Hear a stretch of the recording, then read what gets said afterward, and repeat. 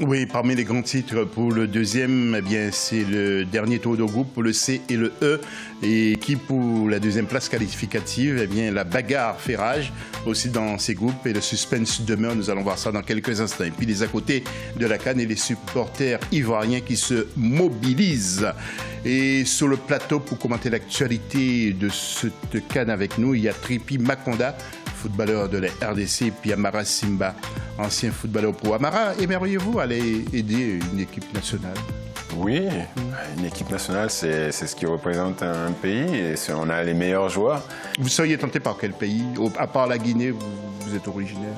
Là, tu m'as encore une bonne là. Non, mais c'est les deux pays où j'ai grandi dedans, c'est le Sénégal et la Guinée. Ouais, bon, s'il y a d'autres pays, forcément, on ne peut pas refuser une sélection.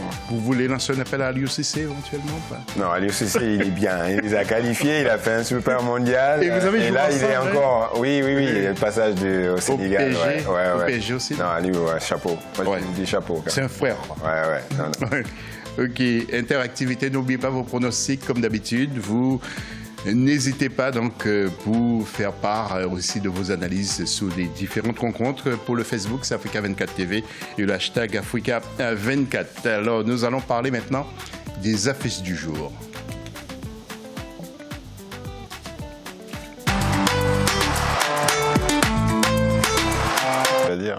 Alors, pour les affiches du jour, vous le savez, depuis dimanche, et pendant 2 jours encore, nous aurons 4 matchs donc à suivre et non des moindres. Il y a par exemple Kenya-Sénégal en groupe C à 21h au stade du 30 juin. Présentation avec Marcel Farba Maroun.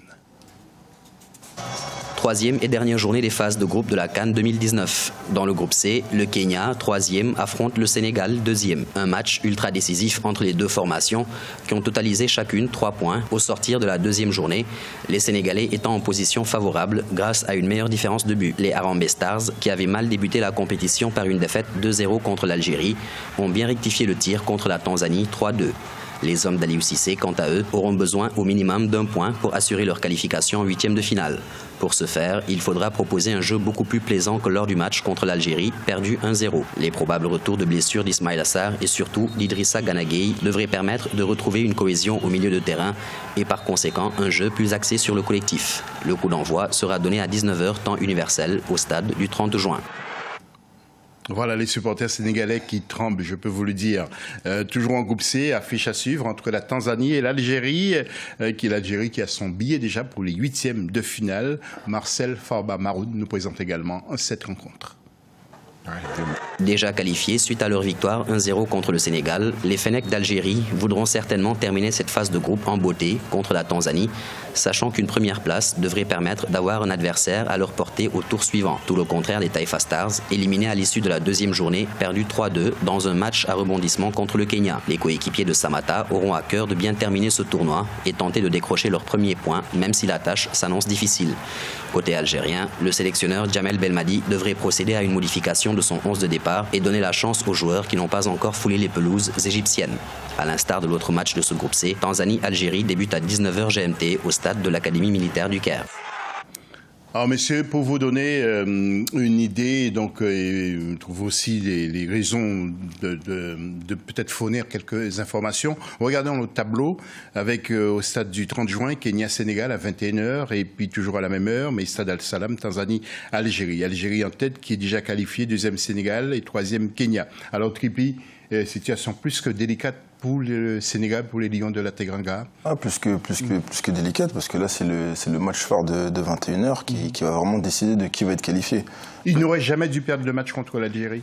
Ah non, faut aussi récompenser aussi l'Algérie. Après la non-qualification à la Coupe du Monde de 2018, ils avaient aussi à cœur de se racheter durant cette CAN. Maintenant, le Sénégal, ils sont tombés contre une bonne équipe algérienne.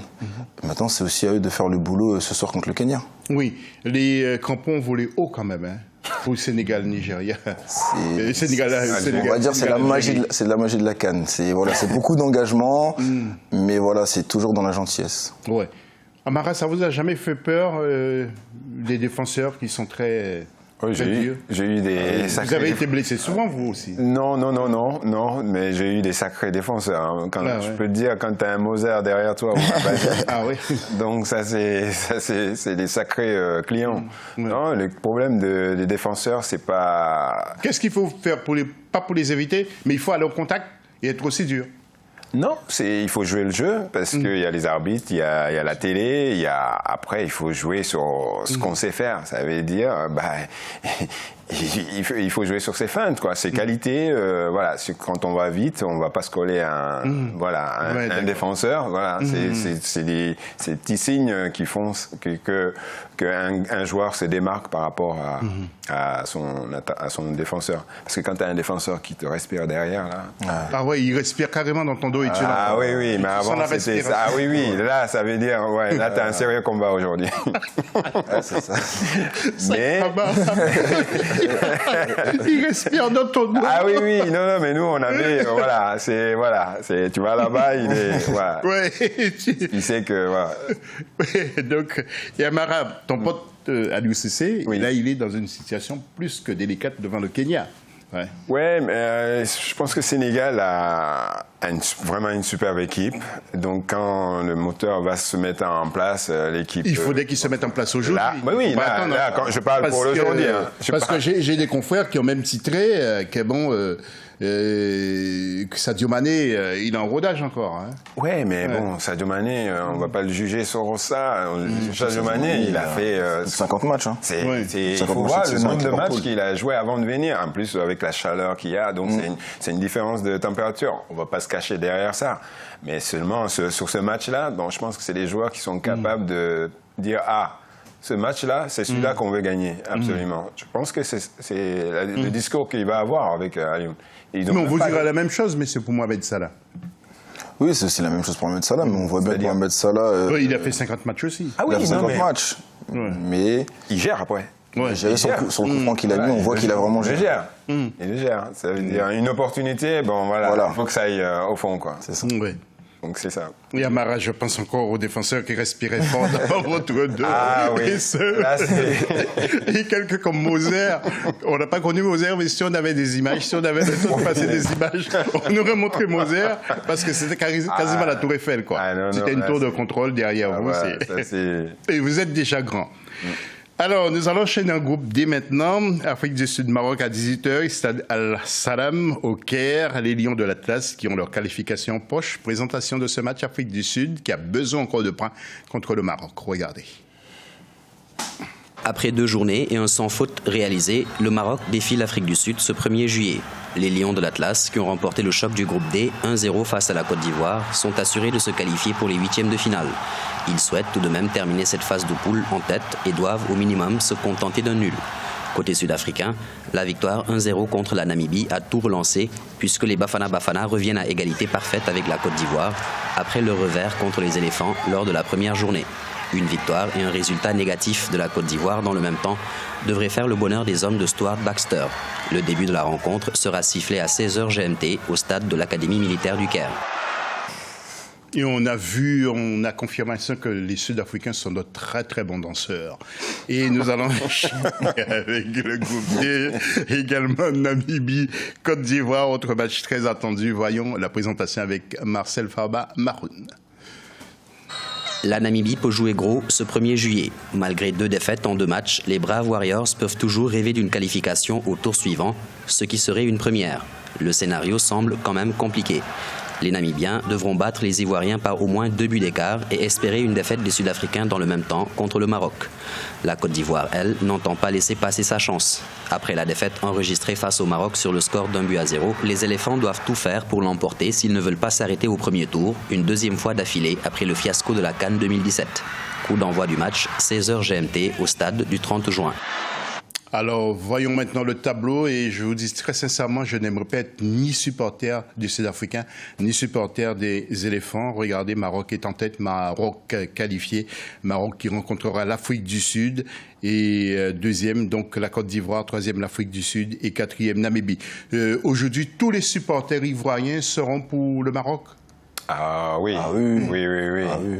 Mais après, le danger est que est-ce que Maroc va faire souffler certains joueurs? Parce que Maroc va jouer le jeu surtout. Si Maroc ça joue le jeu, ça serait bien. Mais pour moi, Côte d'Ivoire, ils n'ont même pas à voir si Maroc va gagner ou pas. Il faut absolument qu'ils gagnent, quoi. Ouais. Ils veulent passer. J'ai l'impression que les Sud-Africains se réveillent, Trippi. Oui, ils se réveillent après les premiers matchs qu'ils ont pu faire. Maintenant, c'est à eux de faire le boulot. Il leur reste un match. Et aussi quel match contre le premier. Maintenant, c'est à eux de tout donner pour pas avoir de regrets. Oui. Alors, pour revenir à la Côte d'Ivoire, on dit que Nicolas Pepe aussi est en rotage parmi les grands joueurs. Vous avez ce sentiment? Oui, après, c'est un peu difficile. Après, comme Amara l'a si bien dit, c'est aussi il y a la chaleur. Et les joueurs, on va dire, européens ne sont pas confrontés à ça durant la saison. Maintenant, après, c'est aussi les matchs qu'ils ont pu faire dans leur saison. Il y a aussi beaucoup de stress. Voilà, c'est plein de choses, plein de facteurs qu'il faut prendre en compte qui font que le joueur peut se surclasser ou pas. Oui, mais quand on voit l'effectif aussi de la Côte d'Ivoire avec les Michael Seri, Franck Kessié, il y a Sérédier, il y a aussi Gradel. Oui, ça fait rêver. Comment un entraîneur comme Ibrahima Kamara n'a pas pu profiter justement de ces garçons pour faire la différence? Ouais, mais c'est toujours, c'est ce que je disais au départ, c'est les premiers matchs, quand on les gagne, ça nous met dans une position pour pouvoir tourner mieux son effectif. Mais dès qu'on perd le premier match, on se retrouve vraiment en difficulté. Voilà, on est dans le doute et c'est ce qui fait que on a ce moment. C'est ce que la Guinée a eu au départ. Mais après, c'est pour ça que je dis que Maroc, ils peuvent voir venir, quoi. Donc, parce qu'il faut prendre en considération au niveau la température et les joueurs qui ont joué beaucoup de matchs. Ça, on ne peut pas échapper à cela. Parce qu'il y a un match qui s'est terminé, il faisait 35. On a vu aussi que les joueurs souffrent énormément de la chaleur. Mais on est obligé. Les joueurs qui vont très vite, je fais une comparaison avec François Camano qui va vite, par exemple. Donc, c'est dur. Surtout de répéter les efforts. C'est très, très dur. Donc, en tout cas, c'est un match qui est hyper délicat pour la Côte d'Ivoire, que ce soit pour le Sénégal et la Côte d'Ivoire, parce que ce sont deux grandes nations du football qu'on ne voudrait pas voir éliminées de cette CAN, mais ça peut arriver. Ça peut arriver. Quand on voit le résultat de Madagascar arriver. Surtout le Sénégal, parce qu'après la Coupe du Monde qu'ils ont effectuée, qu'ils ont faite, qui nous ont fait vraiment plaisir, surtout pour la nation africaine, les voir se faire éliminer dès le premier tour, ça serait, je ne sais pas, catastrophique, mais voilà, ça serait vraiment délicat, quoi. Une déception. Ça serait une déception. Vous qui êtes les techniciens du football, que faut-il faire arriver? Là, il n'y a pas beaucoup de solutions, que ce soit, par exemple, pour la Côte d'Ivoire et l'Afrique du Sud. Il faut motiver les joueurs, il faut leur demander de se donner à fond. Mais moi, j'ai l'impression que vraiment, l'Afrique du Sud va créer une surprise. Le Kenya et l'Afrique du Sud, je ne sais pas pourquoi, je pense à ça, mais j'ai l'impression qu'ils vont... La motivation est naturelle, surtout sur ces derniers matchs, et surtout voilà, quand on est en confrontation dans les mêmes points avec une certaine nation. Maintenant, c'est vraiment être bien, surtout tactiquement. C'est comment gérer le match qui va faire la différence. Oui. Monsieur, vous pensez que si la Côte d'Ivoire échoue, l'entraîneur peut faire sa valise, ainsi que le Sénégal? Aliou Cissé peut faire aussi sa valise? Aliou Cissé est quand même très attendu par rapport à l'effectif. Parce qu'il était déjà critiqué un moment. Oui, mais bon, il a réussi. Donc, on peut dire ce qu'on veut, mais exactement. Il a été éliminé au mondial par rapport à un carton jaune. Donc, voilà. Donc, c'est des déceptions qui restent un peu amères. Mais il a réussi quand même. Donc, quelque part, aujourd'hui, pour moi, tu n'as même pas besoin de beaucoup de discours. Ça veut dire que tu mets les joueurs devant à faire accompli. Voilà, on gagne, on passe. Sinon, on rentre à la maison. Donc ça, on n'a même pas besoin de les motiver parce qu'il n'y a pas d'autres calculs à faire. Et en plus, ils ont besoin d'un match nul. Donc c'est identique pour Côte d'Ivoire. Côte d'Ivoire, c'est pareil. Comment on peut dire, on va motiver là? Les joueurs, ils savent ce qu'il leur reste à faire. Donc l'entraîneur a juste à mettre les joueurs qui sont un peu plus frais, qui peut faire la différence au bon moment, quoi. Oui, vous fréquentez beaucoup le milieu du football. Est-ce que vous pensez que les supporters ivoiriens ont digéré la défaite devant le Maroc 1-0? Parce qu'on s'attendait à une revanche, par exemple.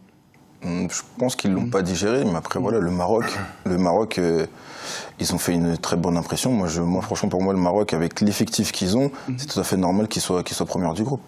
Ah, mais en plus, en dehors de ça, le Maroc, ils ont un entraîneur qui a gagné cette CAN, qui connaît. Ouais, qui a les ingrédients pour, quoi. Les ingrédients par rapport à ça. Il a gagné 2 CAN. Hein, oui, et en plus, bon, la Côte d'Ivoire, il perd pas contre une petite équipe, quoi. C'est quand même le Maroc, quoi. Donc, le Maroc, normalement, c'est les équipes qui sont attendues. Ouais, donc il ne faut pas sous-estimer non plus le Maroc. Non, non. Oui, alors messieurs, nous allons voir les stades où ont lieu justement les matchs.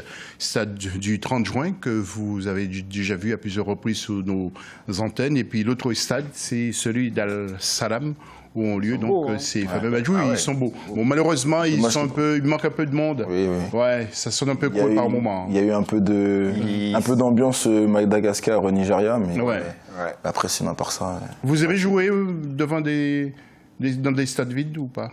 Oui, moi quand j'ai joué au Portugal, les stades étaient vides. Ah oui, c'était vide. Ah oui, c'était vide. C'était vide. Et ça vous motive pas, non? Après, on fait l'impasse, parce qu'après, voilà, c'est le rectangle vert où on est le plus. Mais c'est vrai qu'avec un peu plus d'ambiance, forcément, le joueur peut se galvaniser, peut être un peu plus concentré. Oui, c'est pas le cas de votre voisin, Amara Simba. C'est maximum 40 000 personnes à chaque fois que... Oh, détrompe-toi. Ah oui, un championnat, non. Parce qu'à Monaco, on n'était pas beaucoup. Hein, ouais, oui, bon. À part le roi, le prince, l'oreille, le prince, il n'y a pas beaucoup. Non, mais bon, non, en équipe nationale, non, le stade était toujours, au maximum. Oui, équipe nationale, mais aussi avec le PSG, vous avez attiré du monde. Ah, PSG, ça attire. Ça a toujours attiré du monde, parce qu'ils s'attendent à un geste ou autre chose. Mais bon... C'est Paris. Personnellement, je me réservais pour voir Amara Simba, moi. Oh là là, toi, tu veux venir avec moi? Je vais avec toi en Guinée, si tu pars en Guinée. Voilà. C'est la fin de la deuxième partie de cette émission. Restez avec nous, on se retrouve tout à l'heure et nous partirons du côté d'Abidjan, en Côte d'Ivoire, où les supporters sont mobilisés. À tout de suite.